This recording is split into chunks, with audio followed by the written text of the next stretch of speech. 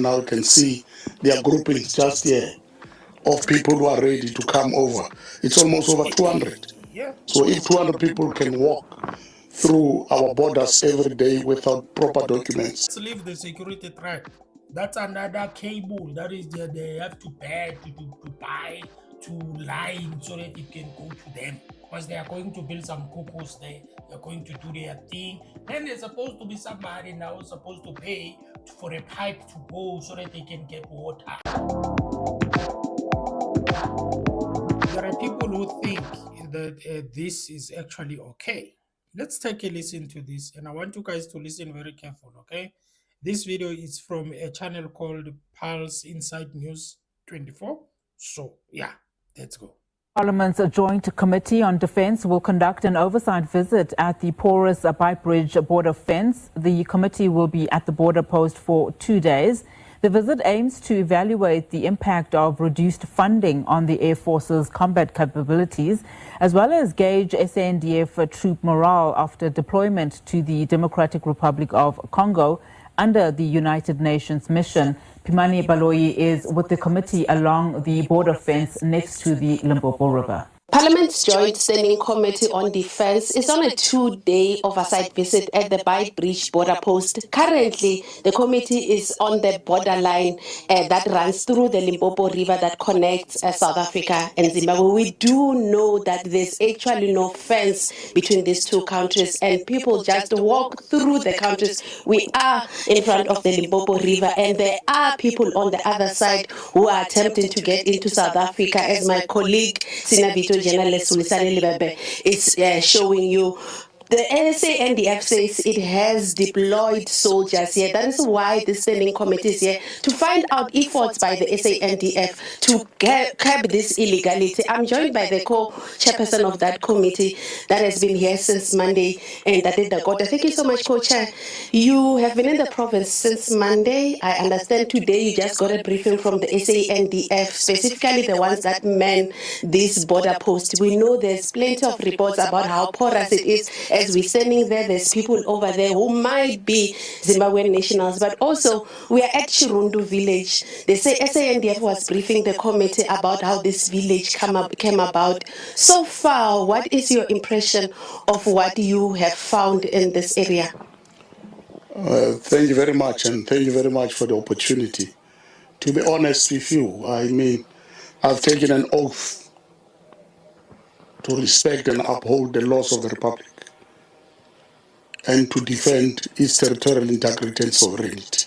As a member of Parliament, I must be honest with you, we don't have a border. The country is not safe.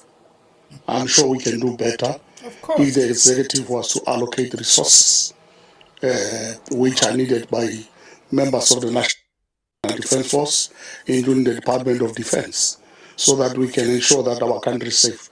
As we are now, you can see there are groupings just here of people who are ready to come over. It's almost over 200. So if 200 people can walk through our borders every day without proper documents, it means that's a serious national security threat.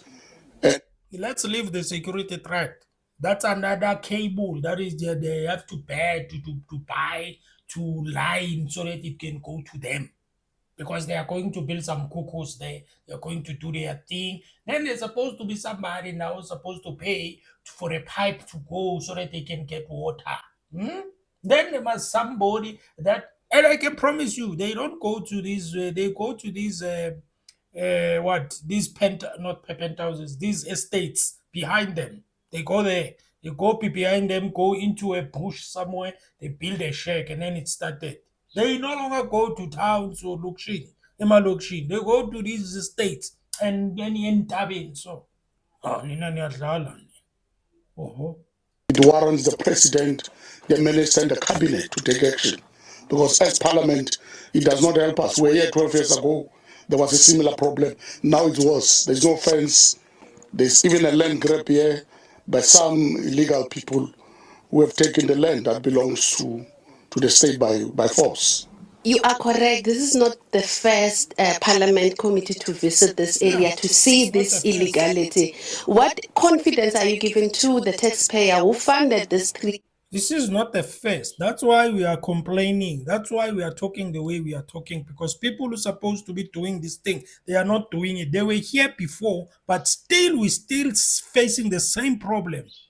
That means they are not taking very strict and very unfavorable decisions. They are not decisive. They are not like saying, okay, we are going to make this decision and we are making it right now. They are not. They're busy talking, busy saying, yeah, no, brushing feelings. That's where we will, that's why we are complaining. Same problem, always dealing with the same problem. It's not dealt with decisively, strictly so. And why are you guys doing this? And then when we talk, we look as if like we are what, right? He's just confirmed it. There are groups of people are waiting. Another budget more there. If you don't know, another budget more. While we are fixing, you guys, you don't understand. While we are busy trying to fix, there are people who are just jumping, 200 of them, as he says, maybe 200, 300, 150, whatever. They are jumping. While you are busy fixing your country. And you guys, you think it's that, in your mind, you think that is correct, that is good, nice. What is going on with people? This oversight visit to ensure that this doesn't happen. After the visit, what is the committee going to do to ensure that at one point this is kept? Because the issue of illegality, there is no way that it can be legal. It is clear in our constitution that there is the Department of Defense and the National Defense Force who are responsible to protect the territorial integrity and the sovereignty of the country. The way things are now, territorial integrity is compromised, sovereignty of the country is compromised, because we don't know what are these people carrying, whether weapons, whether whatever. We don't know what criminality will they do once they've crossed the border into our country. And we're not saying we can't share our country with other people, but let them use proper channels in terms of the Geneva Convention, in terms of the OAU Convention. You must be documented unless you are running away from war. There's no war in our neighboring country here. These people are not running away from war. They are just here for economic immigrants wanting opportunities to contest for opportunities with the citizens and the local. And that in itself breeds instability. And I mean, as a portfolio committee, as parliament, we can't tolerate this type of things, because ours is to protect the country, its people, its sovereignty, and territorial integrity. Joint Standing Committee on Defense is in Limpopo for the next 2 days, monitoring how the SANDF is working along the Beit Bridge border post. We do know that the Beit Bridge border post is one of those porous ports of entry in the country where a lot of people jump into that port of entry illegally. Today, Parliament is finding out from the SANDF what they are doing to ensure that this is kept. I'm now joined by one of the co-chairpersons of that committee, Dr. Malusi Gigaba. Dr. Gigaba, thank you so much for your time on SABC News. You have been in the province for with members of the SANDF that are manning that port of entry, the Beit Bridge port of entry. What have you been told so far as part of your briefing in terms of what is happening at that port of entry? We have been in the province since Monday, interacting with various stakeholders on a number of challenges that the SANDF is facing in the province. We are on an oversight visit of both the Joint Standing Committee on Defense as well as the Portfolio Committee on Defense and Military Veterans. We are today meeting with the SANDF and are going to visit the border post to inspect for ourselves the border patrol challenges. But tomorrow we will be meeting with all the other stakeholders, including the Border Management Authority, the Customs, South African Revenue Service, and others. So we are here on a fact-finding mission about the challenges we are experiencing at our borders. At the end of this fact-finding mission, there's a lot of challenges as members of the media. Do you remember what Mr. Mkwanazi said? Mr. Mkwanazi said, the problem with politicians is that when a politician gets into a position, whether it's a mayorship, whether it's a minister, he gets there, for example, Portfolio Commttee, right? They've got some chairpersons there, right? The Portfolio Committee on Defense and the Portfolio Committee that has to do with the borders, what, have a chairperson there, right? They come into this space here, they check the borders, right? Obviously, they will write the report to say 1, 2, 3, 4, 5. This is what we have found. This is what we have found.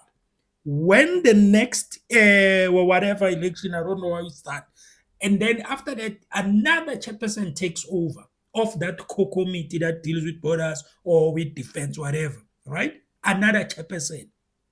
When the chairperson gets there, it starts afresh again.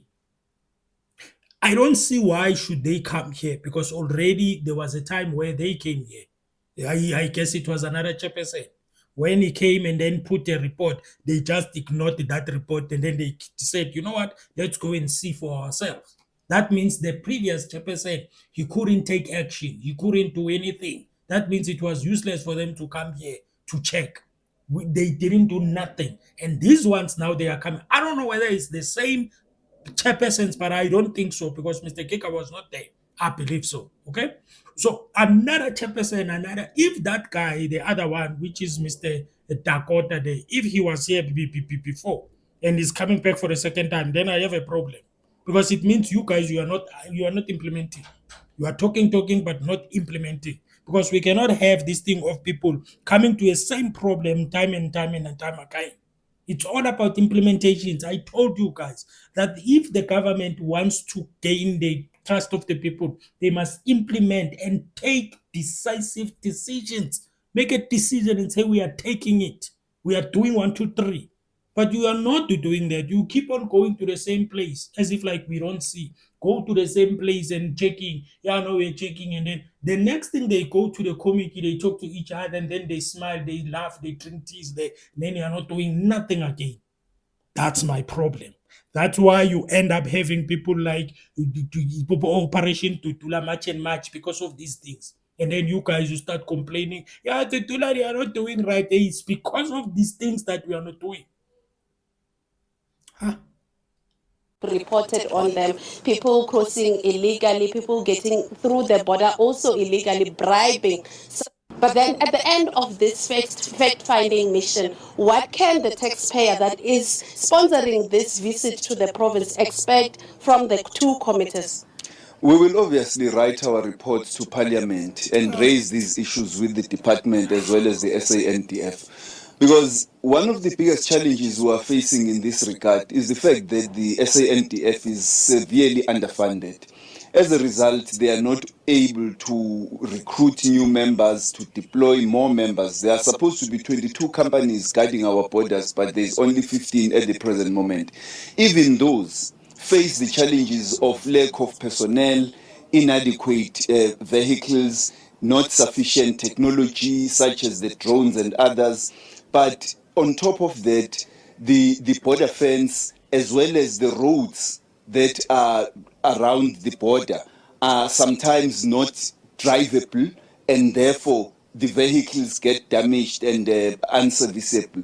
So we're going to deal with all of those issues and raise them so that we continue with our efforts to get more funding for the SANDF. The president has made a commitment that he would like the funding of the SANDF to be raised at first to 1.5% of GDP and scaling up over the next coming years. And so we hope that all of those issues will address the challenges that we're facing.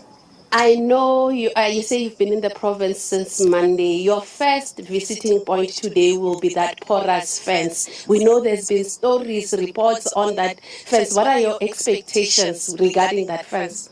We are going to see firsthand because for some members of the committee, including myself in my previous capacity at Home Affairs, we have been here several times. We've listened to the challenges and observed the challenges that are being faced and have tried to intervene in resolving some of those challenges. The Border Management Authority is a result of that, but we also want to experience firsthand what the soldiers are doing at the borderline so that we are able to canvas, to look. Hey, with the border management, what that you are talking about? Where is it? Where is it? Because I don't think that if that thing was effective, you guys, you would have been here right now. I don't think that as a committee you would be coming here if they were doing their job. Unfortunately, it seems like they are not. I'm repeating again. There is no way that you can come to a place and then you get the report and then you create a structure, border management, what, and then after that you put that structure in place. They start working, and then on the next year or on the next financial year or on the next after elections or whatever it's happening, and then you come back to the same place again where you thought that the borders that you have created the structure, they will deal with this thing, but they are not dealing with it. You are coming to the same problem, and you are telling me that now we have to believe people when they speak on camera to say, yeah, no. Guys, come on, ladies and gentlemen, politicians, can you please, politicians, can you please help us here? All right? Can you please help us here? There's nothing we can do, some of us, in terms of influencing. But we like you guys, you are in power. You've got power. You can make laws. You can change laws. You can make things happen. But you are not doing nothing. You are not doing nothing, man. Same problem time and again, coming back to the same problem. Oh Lord, especially the fact that you've got resources. That is why you find videos like this. Let me show you a video of a guy from, I don't know, SCADF, whatever, a soldier. I want you to listen to this guy here. We are afraid to think out of the box, or somehow we are limited to think out of the box, especially the great gurus that are already qualified to can utter their mind in a way that they can transform the entire SNDF in a very profitable manner. Because right now what I came to realize is that SNDF has been manipulated in such a way that in 1994 the creeds of the warrant officers, the creeds of the officers, and the creeds of the NCOs were changed in a way that they limit them to an extent of never being able to express their mind in a transformative way, to can initiate a standard of SANDF in a way that everything will be as excellent as it should be for each and everyone. Whenever the order comes from above, it is just taken as so, simply because the creed has been initiated to all those powerful people that should either argue against it, refuse it, or condemn it. But the inability to do so is created by the level of how much promotions came. As a way, they seemed like a blessing with a little bit of a financial increment, while it doesn't even meet the needs of those in need. Now I want you to understand the manipulation of security, especially the SANDF. It was created in such a way that in 1994, when they allowed a commander-in-chief to be in control of the SANDF, it was a simple manipulation to ensure that everything is now going to be politically structured. No matter how much the defense can be as defensive as it should be, it will only have barriers where it cannot be able to reach out and extend their hand to initiate the safety and the security that is necessary. So this made me realize that the reason why a crime has increased in such a way that it seems like, or it feels like, the defense force is not even in control anymore. You can even check by the level of our weapons. We have been highly manipulated to an extent that we are only able to use SAR, which is South African rifle, a very weakest weapon ever to ever exist and can be used by soldiers. We don't even get a chance to train AK-47 weapons that are very much essentially powerful for the defense of the country. So this should make you aware. That the civilian security companies that are mostly owned or side-owned by the political gurus have been made to be the escalated security factors, so that the ins and outs of all corrupt resources, illegal things can easily go in and out without the obligation of the defense in a way that it should be. So I need us to come to this point of understanding that until the defense force gets its authority back, in a way that it was when it was SADF.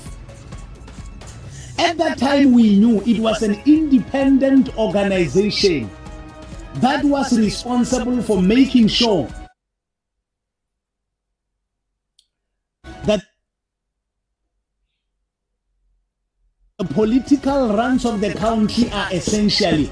It is the same as police. There was a time it was forced. It is also manipulated in such a way that it ended up being services. The moment they brought services into the forces of defense, that's when they knew very well, Uri, we will have them by the balls, because the only thing they will need to do right now is to keep busy implementing services instead of force.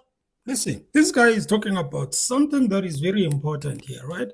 Now he's speaking about the especially, you see, guys, that is why immediately if a name is changed, or if a name is changed, and for example, SADF, it was South African Defence Force, to SADS, that will be South African Defence Services. Is it Defence Services? I don't know, whatever it is. Also in the police, it was immediately they change it. You must know it's Chai, Baba. It is Chai.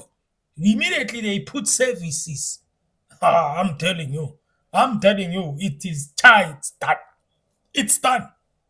Okay, he's making that point. He says immediately the defense force was changed from SADF to SAD which is the and there it says services. Then it becomes a problem because it's no longer going to be the independent. It's going to be dependent, obviously, because that means everything that's going to be implemented or done is going to be according to services. That's why even the budget, it is so small. It is so small that's why Mr. Gigaba, he did say that, yeah, the president now has seen a need of increasing the budget. All these years, they were not saying that. Now, because they are in the GNU, I don't know, because they see better now, because there's a GNU, I don't know, they want to increase. These are the people that you need to make sure that they have got their budget high there. Up there also with those that get it high, they must be there because they are protecting your country. I'm just saying, I don't understand what is going on in South Africa, ladies and gentlemen. Some of you are pissed, and you can tell that even Mr. Gigab, I think he did speak there to say, you can go and watch the whole video. He did speak and say actually that when there's supposed to be a number of police, the number of soldiers, they are not. For example, if there's supposed to be 500 soldiers maybe in the border, it's not 500. It's only maybe 100 people, 100 lining there and everything, and they are not enough. That is why even there where we saw Mr. Kikaba, no, not Mr. Kikaba, Mr. Dakota, you can tell that it's not they are soldiers, but they are not enough. Those guys who are 200 waiting, they are waiting for them to just move, and then, or even, I wouldn't be even surprised if they bribe them, because in that same video that we came off, there is somewhere where they spoke about bribing, to say they come there, they just find these soldiers, they are hungry. You can't blame the soldiers. It's wrong. Of course, it's corruption. It's bribing, of course. But because they are hungry. They are not even getting a salary that they should be getting. How obviously, when I come with the money on the at the border, and then I'm giving a person 5,000, obviously he's gonna take it. What are you talking about? Because they are hungry. That's what I'm talking about here. All right. Come on, guys. Come on, South Africa. You can do better than that. Leaders, you can do better than that. Please, you can do better than that. When we make these type of videos, we are not trying to bash you, whatever. We are trying to wake you up, because it seems like you are sleeping. Wake up. Do what you have to do. Do your job. Do what you're supposed to be doing. Take decisive actions. If you find borders just people getting in and out, close it.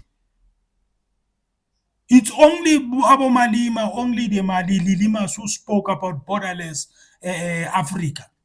And they didn't say that borderless Africa, it must happen now, because obviously there is no law that says we must have borderless. There is no law. They are just advocating, let's have Africa that doesn't have border, but it doesn't mean that we are in that right now. Today now, we are in the country where there's supposed to be borders. And maybe South Africa, they were like, okay, we are not going to put some fence here, borders, because there is a river. Those guys who are on the other side, they will respect us. But they are not respecting. That's why I said respect is the name of the game. Let's respect. If I go into a fence, into somewhere, and then I jump a fence, and then I'm going to Zimbabwe, I am disrespecting them.